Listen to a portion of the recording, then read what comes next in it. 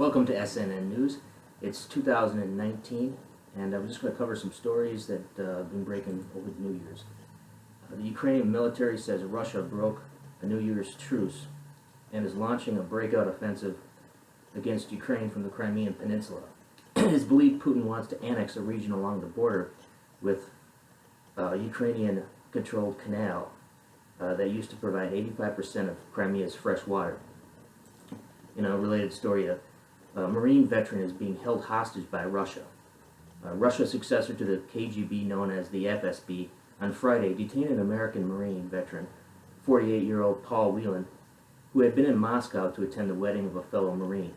It is believed this action is in retaliation for the arrest in America of a Russian woman, Maria Butinina, who pleaded guilty 15 days ago in Washington to conspiring to act as a foreign agent and working with Russian officials to influence American political figures.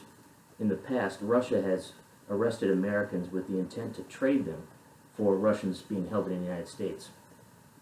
After retiring from the Marine Corps, Mr. Whelan worked in Detroit for auto parts maker Borg Warner and has been staying with a wedding party at Moscow's Metropole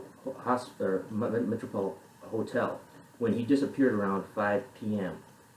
on December 28th. His whereabouts were not known, and he was unable to communicate with anyone since his detention, with the FSB revealing on Monday, December 31st, that they had arrested him for espionage and that he faces a 20-year prison sentence.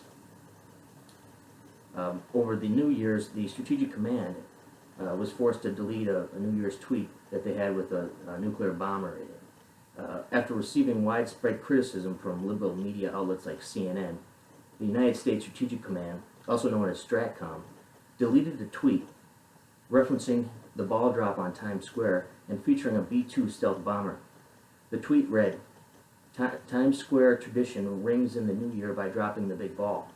If ever needed, we are ready to drop something much, much bigger." Created in 1992 after the fall of the Soviet Union by President George H.W. Bush, STRATCOM is located off an Air Force base in Nebraska.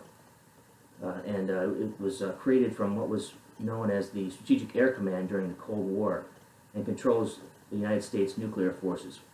It is one of 11 combatant command structures now within the U.S. military.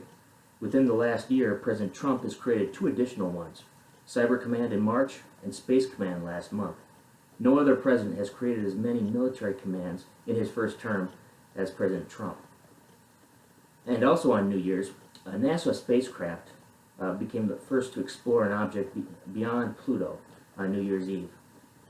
In a distant part of our solar system, over 4 billion miles away, nicknamed the Twilight Zone, and just 30 minutes into 2019, a space probe called New Horizons snapped pictures of the farthest destination explored in history, a tiny world called Ultima Thule. It will take over 6 hours for signals just to reach Earth from that distance. New Horizons was launched in 2006 and also explored Pluto and its moons in 2015, just 1 year after the 4.5 billion year old 20-mile long object known as Ultima Thule was discovered by the Hubble Space Telescope. The name Thule derives from the medieval word for the most distant northernmost place on the planet.